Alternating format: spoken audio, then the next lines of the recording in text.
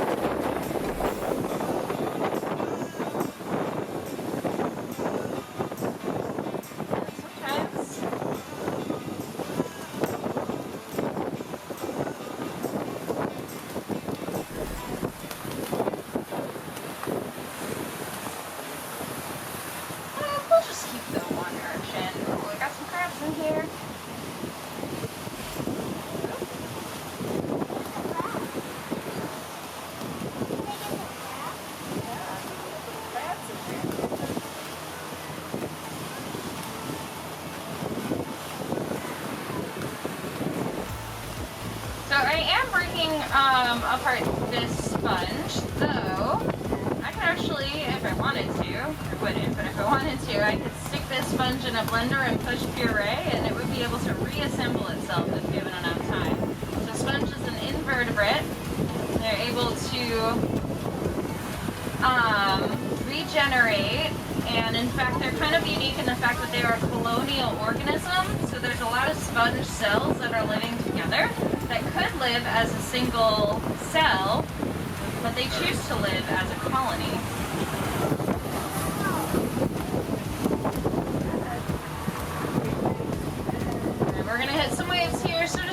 something?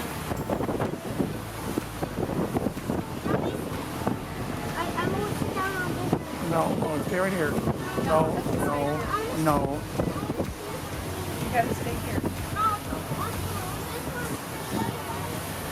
You'll get to see in a minute. I'm gonna pass everything around, so don't worry. You're gonna be able to see everything.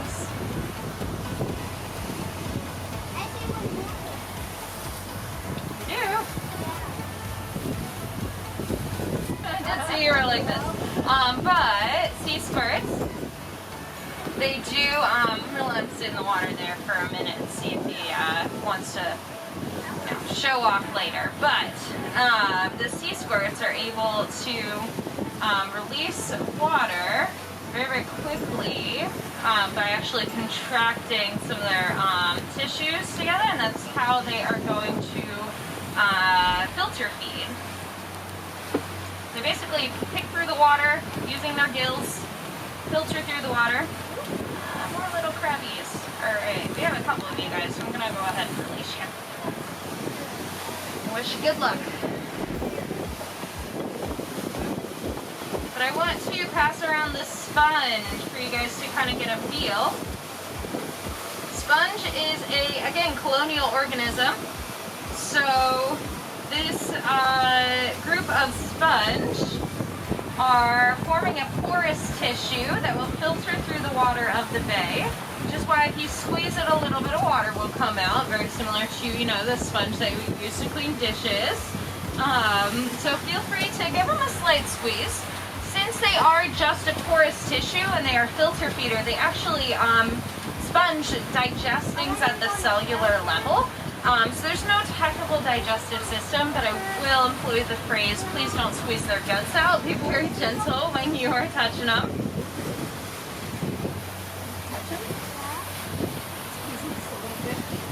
So I mentioned that our sponge, some of it actually had a tunicate attached, which they are also known as sea squirts. So let's see. Let's show Grandpa. Nope, still not feeling him. Well. So I'm going to pass around this sea squirt. You can feel free to squeeze them if you want, but probably not going to get any water to squirt out of the sea squirt. The sea squirt is kind of this pale, almost weirdly flesh-colored animal here with two pores. So there's a pore that will open up. If you keep it in the water for a little bit, you might actually see that pore open up and allow for water to flow through and onto the gills of the animal. We'll see. Okay. I'll show you this. There's the sea squirt right here. This is the sponge. That's the sea squirt right there. Sometimes it squirts water. Given the fact that it does not appear to be opening, I'm going to go with this as a live oyster. Crab right there. So be careful with it. You can pick it up out of the water. Looks like it's got a slightly open end to it.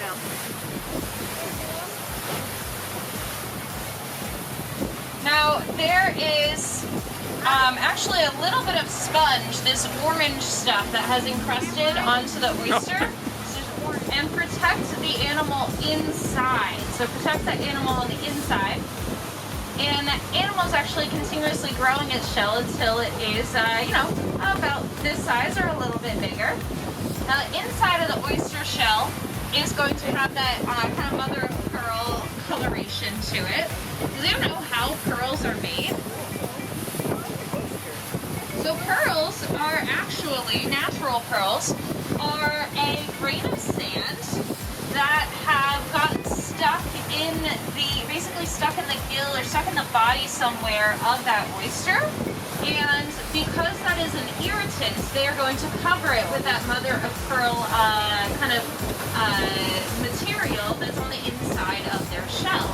So doing that and layers and layers and layers, eventually it becomes the pearl that we know. Most natural pearls are very, very small. They're, you know, around a little bit bigger than a grain of sand, but over many, many years, they do create a natural pearl. Now, a lot of pearls today are not natural. They will go ahead and stick some sort of stimulant or irritant within the body of that oyster for them to be able to create the pearls and create them bigger. So it's not necessarily going to be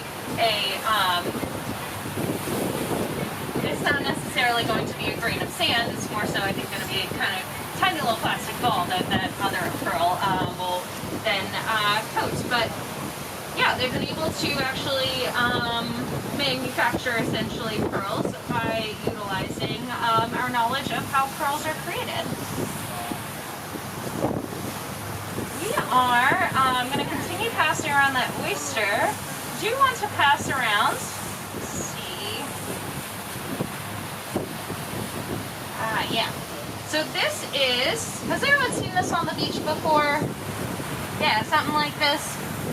This is a sea snail egg casing. So there are baby sea snails that are getting their start here within this egg casing. You can actually see them. So if you want to pick it up, be very gentle.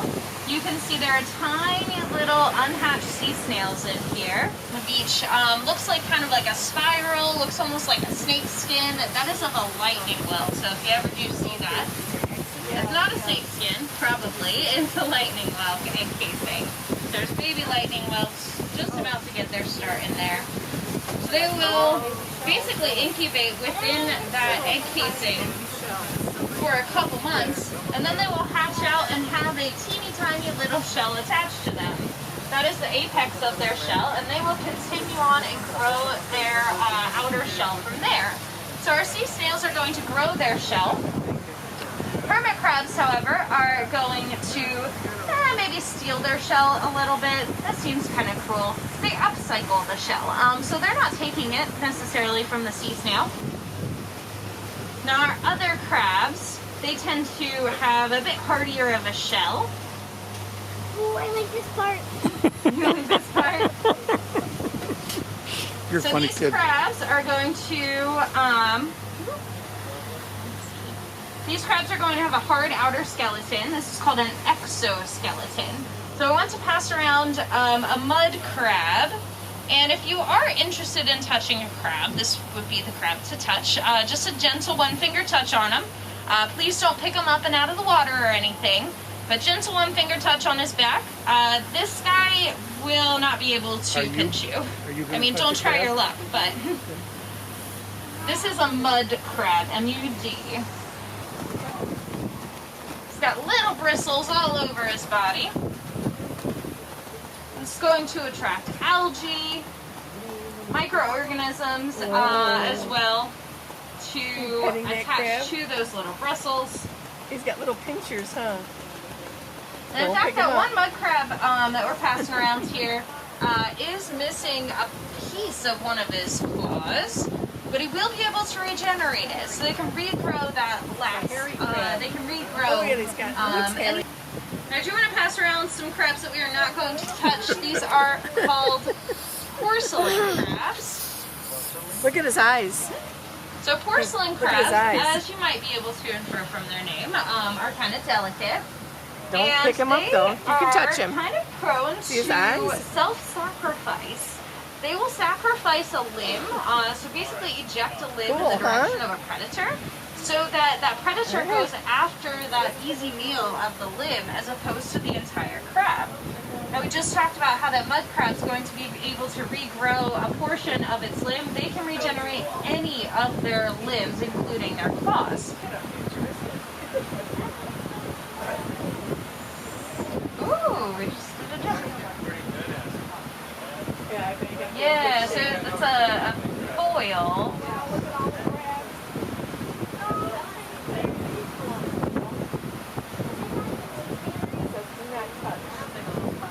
Yeah, it's got 3 exclamation points, so we mean business.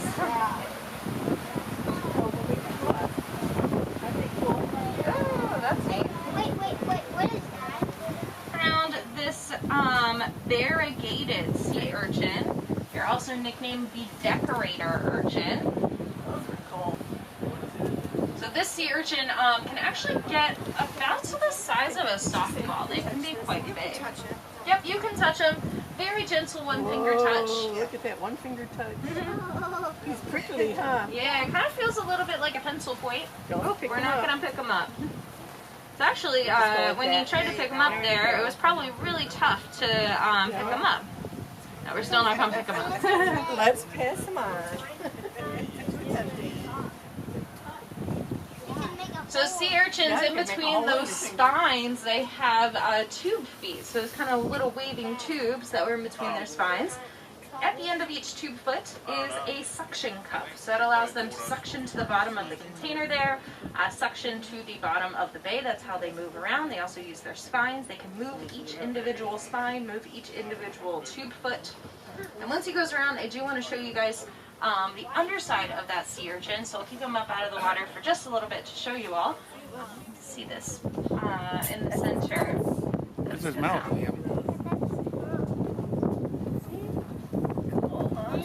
You see those spines moving around too? Think he's gonna eat with his mouth? Think he's hungry?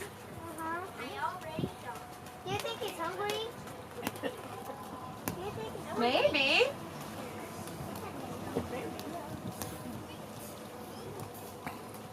What was the biggest thing you've ever caught in your net? Oh, the biggest thing I ever caught in my net was a stingray once. It's very rare for us to catch a stingray, but I once caught a stingray that was about this wide, and with his tail he was a little bit longer.